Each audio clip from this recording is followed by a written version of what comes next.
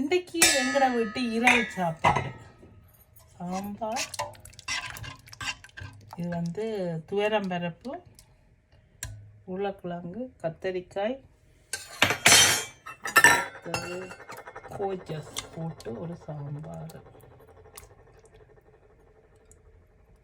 மசாலா வந்து அரைச்சி போட்டுக்கிறேன் நான்.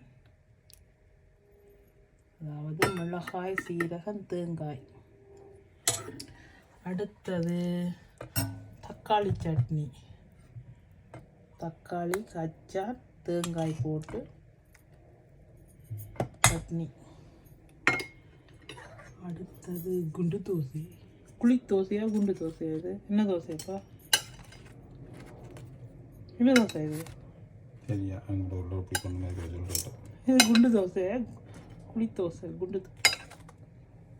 ஓகே, சாப்பிட்றீங்களா?